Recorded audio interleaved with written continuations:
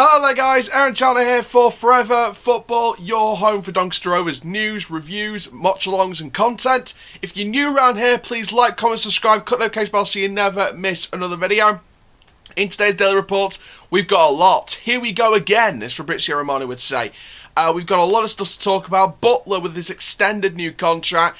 I'm going to be sharing some key points from an article from Into the Empty Net as well about the ups and downs from Ben Whiteman's transfer, his inevitable transfer now to Preston North End, and sort of share with you some points from that and what I agree with, what I disagree with, share my thoughts on it, and also share why I think some of the fans in the fan base need to stop criticising the club for this transfer.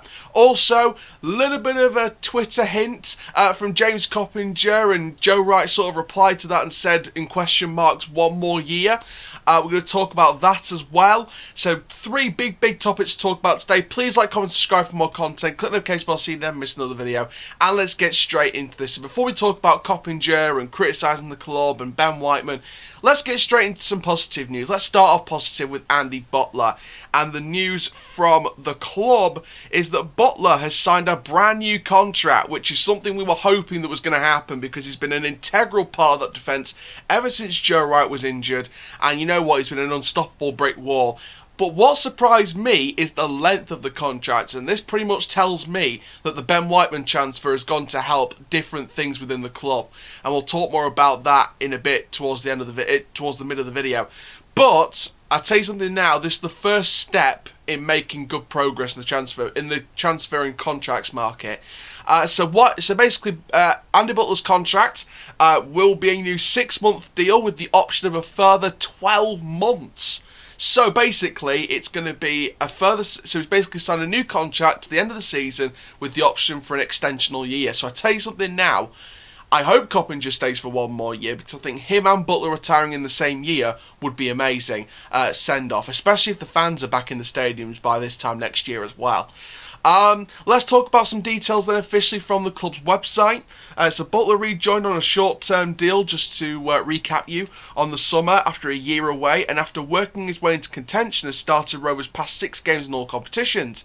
As well as that, he was put in temporary charge of the team in November when Moore and members of the coaching staff were self-isolating, having come into close contact with a positive COVID-19 case. He oversaw the 5-1 win at United of Manchester, really good there, in the first round of the FA Cup, and the narrow defeat to the Wolves under-23s in the Papa John's Trophy. This is the biggest Pizzagate since Alex Ferguson, you'll know what we mean. He said, "I loved every minute of being back. I've been able to play with a smile on my face and enjoy coming into training every day." That should be what football's all about. Enjoy coming into training, having a smile on your face, and just enjoying every minute of being on and off the pitch at your club. That should be the 3 steps to being a footballer who's grateful for the life they've been given. And I think over the years, over the past 10, 20 years, especially at the top level of football, I think some footballers, in my personal opinion, have been alluded to the fact that you should just enjoy what you're doing because you've got one of the best jobs in the world. You're getting paid a lot of money to play the game you love, and you should, relish that and enjoy every minute, without having all this negotiation talks and, all this whispers and media pressure and, things like that, and it sort of affects your performances. So Butler's comments are some of the sort of reasons why you should think back to the basics of enjoying football. So going on to the club's website again, he'll say, "The people around the place have made it feel like I've never been away, and I class all the boys as friends as well." Again, amazing statement. "I played the last few games and hopefully show people I can still do it at a decent level." Of course you can, Butler.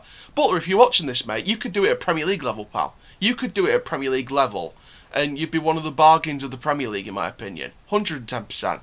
"I'm still working on improving my game." I love that from him. I love how completely honest he is. He's still improving. If he's good now and he's still improving, what's it going to be like in 6 months? And to be fair, John Taylor came out and said it on Twitter, "Age is just a number." Right on the money, John Taylor. Right on the money. As Sting said to James Storm on the Ace and Eights attack at TNA a few years ago. I tell you what, James. I tell you what, John Taylor. You're on the money with that. You're on the money with that. Can't do a Sting impression, but you never know. Well done to the Stinger. AEW, brilliant tribute to Brody Lee. Rest in peace, Brody Lee. He went on to say, once I had played the game at Northampton, I couldn't stop smiling. It was good to be thrown in and test myself. Of course, if you didn't know already, as well as his role at Donny Rovers, he is also the manager of the Bells. He's hoping his new deal will allow him to improve his own managerial attributes by learning from the staff around him. He said he's taken things from different managers throughout his career, whether that's positive or negative, and put it into his own coaching style. Players-wise, he wants to keep enjoying football and enjoying it as much as possible, and on the managerial front, he wants to push the Bells to improve even more and keep putting the hard work in. Now, Darren Moore officially shared a statement on behalf of this news on the extended contract. He said, "Butts is a really experienced player, and what I've been impressed with Andy is condition and his knowledge of the game. He's someone who really knows the football club, and we're really pleased to see him settle down here and put pen to paper." I'll tell you something now, you could not be more excited about this football club. Great board that backs the manager, wonderful manager that brings in the transfers, plays the tactics and plays the right way. It's a proper project, this club. Players that know the club, Butler, Coppinger, Anderson, who's been here for a few years, Darren Moore, who's a former player. You know, we've got a great club going on here and a great project. So you couldn't be more happy about this club at the minute. Darren Moore went on to say he's a student of the game and his thirst and hunger for it is second to none. We saw it was the right thing to give him a contract as he settles Andy down.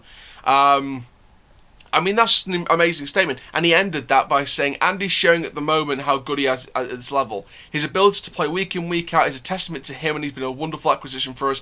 When there's been injuries to the defenders, he stepped in and he's not looked out of place. Big, huge statement there from Darren Moore and from Andy Butler himself on the website. I'm very happy about this news. I think this, to be honest, this is before the Whiteman transfer. I think this is coming anyway. So it's great to see Andy Butler tied down to a new contract, and now the rest of them shall hopefully be tied down with some of the money from Ben Whiteman's transfer to Preston. But Andy Butler, I swear to God, is just a rock in that defence. You know that game Rock of Ages? You know that game where you make your boulders and you have to send them down hills and past obstacles, and you have to try and break into the castle gate?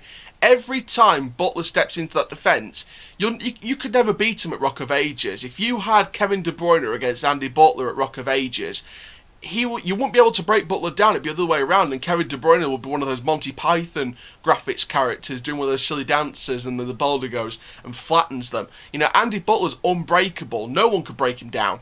And we've got this guy on a brand new contract to the end of the season with the option of another year, which is unbelievable. And like John Taylor said, I'll say it again, age is just a number. It doesn't mean you're out of your prime or coming to the end of your career. Look at Coppinger.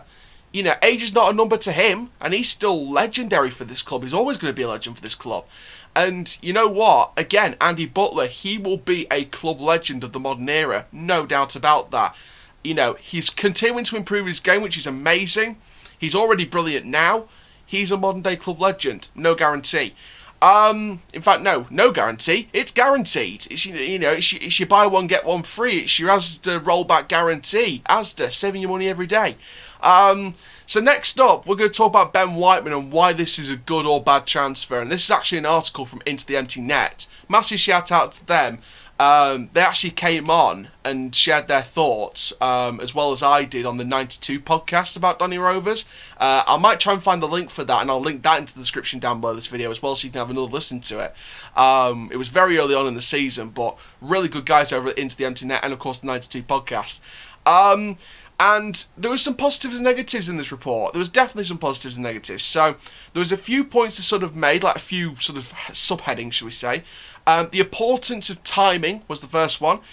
Despite what Football Manager and FIFA 21 would have you believe, the complicated financial implications of a player moving clubs is not so readily made public, nor is it such a binary process that we can judge every deal on the same measuring scale. Completely agree. 100% agree. The key elements in this particular transfer lie in the fact that Rovers shored up their negotiating position last season when they tied Whiteman to a lucrative long-term contract, keeping him at the club a year longer than they may have done otherwise whilst increasing his value. That's one of the main positives from this. If we needed money from this club and Whiteman wasn't going to stay, we've now got more money than we probably would have got if it had 12 months left instead of another year. So we've got to praise the club for that, the fact that they've thought long and hard about this. Obviously, it's not nice to see a player go that's so good, but you know what? First of all, he deserves the move, and secondly, financially, this is wonderful towards the future of the club. Now, the second sort of heading was talking about the Marquise money, and I sort of want to recap that situation using the article. Obviously, we know that John Marquise went to Portsmouth for around a fee of approaching $2 million back in the summer in 2019. I'm going to say last year then. It's nearly 2 years ago, exactly. But there's a couple elements to the particular deal that makes it a poor argument against the club, as well as a largely irrelevant comparison to any transfer involving Whiteman this year. Marquise was in the prime of his career at 27 when he moved to Fratton Park, as well as a prolific striker. Whether you agree with it or not, teams prioritise goal scorers and as such are tend to come at a premium.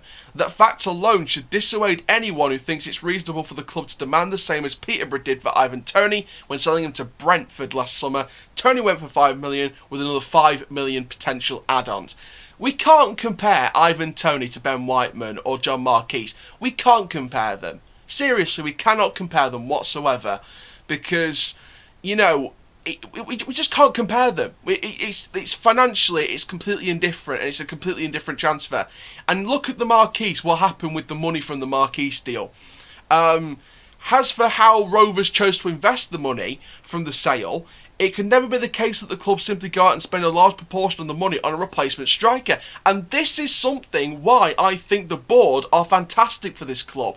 They don't go out and spend massive amount of money and go completely bankrupt for signing a massive player in one position. They strategise with the money. They're completely strategised. And you know what? It's, you know, some people might go out there and say, oh, we need a Premier League loanee, we need a Championship gem, we need someone like that. Even League 2 gems could be alright. Josh Sheehan from Newport County's out of contract in the summer. We could get him on a cut price deal in January if they want to sell now. We can convince them to sell now. Callum Guy from Carlisle. He's a wonderful midfielder and a reason why, or one of the reasons why, Carlisle are top of League 2. Brad Halliday, don't forget this, Brad Halliday came from League 2 on a free transfer after letting his deal expire at Cambridge United. Cambridge. And look where Cambridge are now. They're competing for promotion to League 1. And look where Brad Halliday is now. He's at a club and he's now one of the best right-backs, arguably the best right-back we've had in so many years since the O'Driscoll years. The best right-back, in my opinion, since the O'Driscoll years. And we had the likes of Chambers and O'Connor and people like that. So, you know, you've got to look at it and think, well, hang on a minute, League 2's got some wonderful gems. I saw something on EFL Hub on Twitter, which is not the most reliable of sources by any means. You know, they're more reliable than a broken clock. You know, they're very unreliable when it comes to transfer sources. And they said something like, Donny and Ross County are interested in a striker called Colwell from Chorley. Sorry, but he did crap at Grimsby. Why would we be interested in him? We need some gems, and I know Darren Moore is thinking about this, and we've got a recruitment team led by Adam Henschel that's thinking about this long and hard and not giving two hoots about transfer sources, rumours in the press or anything like that. They've got a plan, they know what they're doing. Let them do it. And to go back to the Marquise money, look what we did with the money. We gave lengthy contracts to probably going to be the new captain of the club, Tom Anderson, and Ben Whiteman. And we brought in John Taylor and Fajiri Okunabiri. John Taylor, one of the best wingers we've got now, and Fajiri Okunabiri, who's grown into a brilliant striker. He had a shaky start to his career in the 6 months from the last January that he joined, but for this season so far, he's grown into the club. He's grown into his role as a striker and a winger as well. He's so versatile, like the rest of the squad is versatile, and he's played well in the last few games. He's played really, really well, either a striker or supporting the striker in the winger position. Fajiri Okunabiri might not have started well, but he's grown into this season, and I'll give Fajiri my credits because I was a big critic of him last season when he joined. He wasn't impressing me at all, but you know what? As the season's gone on this year, he's gradually impressed me, and my opinion of him is gone with the rest of the with other players in the squad. He's a great player, and he can only go higher than now. He can only get better, and yeah, that's all come from the Marquise money. New contract for Whiteman, which led to a bigger sale now. New contract for the new captain, Tom Anderson, who was a Burnley player, don't forget, and he's come here permanently. Now we get to prove Sean Dyche wrong with him. And you've got John Taylor from Rotherham, obviously sadly has gone the other way, but we've got John Taylor, who is a wonderful winger, and we've got Fajiri Okunabiri, a gem from Shrewsbury. So that's 2 contracts and 2 new players with £2 million of money from John Marquise's sale, from one sale. You know, Ben Whiteman's sale could bring anything to this club. A replacement, Sims coming in, new contracts. They're thinking strategically about this. So this is where we have to give the club credit for this. Obviously, we don't like to see a player go like Ben Whiteman, who's been brilliant for us, and people can go on social media and have a public meltdown and say, oh no, we're not going to get promoted. Trust me, we're going to get promoted, because they're strategizing with the money from the Whiteman sale. And this Butler contract's come before the Whiteman sale. So we're thinking about this now. We're absolutely thinking on the money. So, talking about this, there was initial failure, according to the article, to adequately replace Marquise in the team, but Okunabiri's arrival was the eventual solution. And Morris continued to strengthen the squad to the point that Rovers are now genuine promotion contenders midway point of this season. The reality is the manager has been backed to bring in players in each transfer window as he has so far, and there's no reason why that should change going forward, even with the restrictions brought in by the pandemic. There's no reason whatsoever that the club won't back this manager. The board are some of the best board members we've got in English football. Out of all of the divisions in football, even the Premier League have got worse chairmen and worse board members than we have. We've got better boards than Newcastle. We've got better boards than Sunderland. We've got better boards than bloody Arsenal at times. We've got better board than Man United at times. Yes, they're top of the Premier League now, well done to them. But in terms of bringing in the right transfers at the right time, at least we've got someone who knows transfers. At least we don't have a banker in charge like Ed Woodward. And, you know, at least we don't have a complete nut job in charge like Mike Ashley at Newcastle, or Stuart Donald that stepped down as chairman at Sunderland, or past owners at Charlton and things like that. At least we haven't got those guys. We've got a club that will back the manager to the end of the world and back. You know, we've got a manager that's putting some wonderful attacking football into this side. I see Newcastle fans after the Sheffield United defeat last night screaming on social media, screaming on YouTube, screaming on Twitter, get Darren Moore in, get to Doncaster, they're a tin pot club, they're this, that, the other. Shut up. The respectful fans, I respect your opinion, but those idiots that are just screaming to get Darren Moore because they think we're a small club, shut your chaps, shut your pie holes, stuff it with pucker pies, and just pipe down, sunshine, because he's our manager, and we're not going to let him go without a fight. He's not going to turn his head for some club that's been run like an absolute tripe, you know, the French food, tripe, by Mike Ashley. He's going to stay with the club that backs him, and he's going to get Championship and possibly Premier League football in the future, so shut your puka pies and pipe down your trap hole. Next point from the article, realistic ambition. It would be unreasonable to argue that Rovers can just shake off the loss of Whiteman and move on unaffected. I agree with that. He's been a vital element of the team that finds himself in striking distance of top spot in League One. That's the thing. We win all our games in hand. We're top of the league, sunshine, on goal difference. If we score the right number of goals, of course. The club might do mightily well to find a player with so many qualities as Whiteman has shown, particularly over the past. However, Adam Henschel is paid exactly to do that. It's certainty that contingency plans will have been discussed long before now. I trust this club before the weekend to bring in a transfer to replace Whiteman in that side and have him registered before the Swindon match. So between now and Friday, I expect a transfer into this club. Starts with discussion, starts with rumours about who it's going to be, exclusive rumours of someone's going to sign at some period of time. Club's going to come out with their little eye emojis and say 2 p.m, how about now? And announce the player as a permanent player. Whoever that may be. I'll have to do the research on whoever comes in to replace Whiteman. But I'll tell you something now. I trust Adam Henschel with my... If I had a kid, I would trust him to babysit that kid while I went out to a fireworks party that's socially distant. He's a trusted guy. He's a trusted recruiter. He's a trusted talent recognition scout. He's a trusted person at this club, Adam Henschel. And I trust him, and I think other fans should trust him as well that don't trust him. Please trust this guy, because he'll bring the right players in. If the club can move on and potentially replacement quickly and tie up a further attacking option, Sims or a replacement for Sims, then they stand to minimise a setback to selling Whiteman mid-season. It's hoped they've learned from the failed pursuit of an immediate Marquise replacement, courting players like Leon Clark and having to go with reinforcements for several months when they didn't materialise, with the decision to hire a dedicated recruitment specialist in Henschel in the wake of that disappointment. Surely no coincidence. And I agree. We've learnt from the failures. You know, we didn't play with a striker for the first half of last season. We brought in Devante Cole, who turned out to be a flop. We brought in Fajiri Okudabiri, who's now grown into this squad. He's now grown as a player, and he's now, you know, inevitably one of our first starters on the field, whether striker or winger, doesn't matter. But we've got John Jules now as well. We've inevitably learned from that, so we're not going to wait. We're not going to... It's not like that song that you hear on the radio, time goes by so slowly. No, time goes by swiftly, and we'll swiftly bring in replacements. We've learnt from the mistakes. We're going to do it because we've now got Henschel, which is our recruiter, head of recruitment. Clues in the pudding here. Scoop it up and eat it. Darren Moore has the pieces in place off the field now to best assist him in building a successful squad on it. So it is hoped Rovers to take advantage of this opportunity to be flexible in the window.